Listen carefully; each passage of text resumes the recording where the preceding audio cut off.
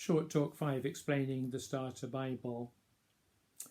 In the early days of the church, the 12 apostles were responsible for teaching the faith they had learnt from Jesus himself.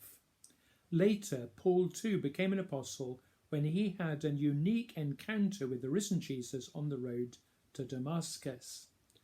Their own writings and others carrying their authority were later formed into what we know as the canon of the New Testament.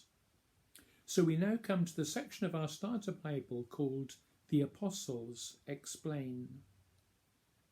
Paul wrote letters to churches, many of which he had founded in his missionary journeys.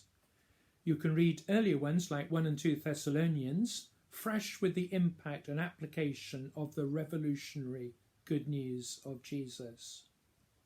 Or in letters like Galatians and the 2 letters to the Corinthians, Paul is putting churches back on track when they started to misunderstand or distort the message, or when they weren't living it out in their lives properly.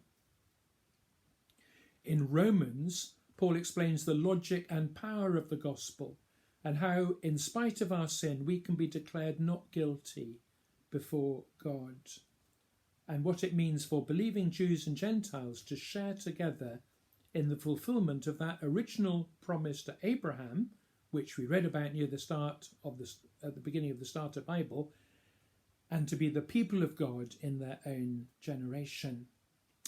My favourite is Philippians, which is full of joy, hope and love, even though Paul wrote it in lockdown in a prison cell, chained to a Roman soldier. That will be another good one for you to read soon. But our first summary passage comes from one of Paul's later letters, Ephesians. Our extract goes back to the Garden of Eden to tell us how serious sin is in each one of us.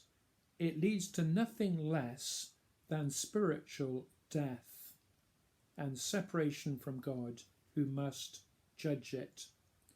But thankfully, God has provided a way of forgiveness and new resurrection life through Jesus. He writes, "By grace you have been saved through faith, and this is not your own doing, it is the gift of God, not as a result of works, so that no one may boast." We can't earn salvation, but when we receive it, God does a new act of creation in us.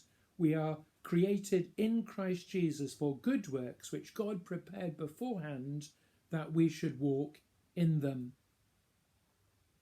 The New Testament letters explain how we have to work out this new life together with all our brothers and sisters in God's new community, the church, and go on sharing the message with others too.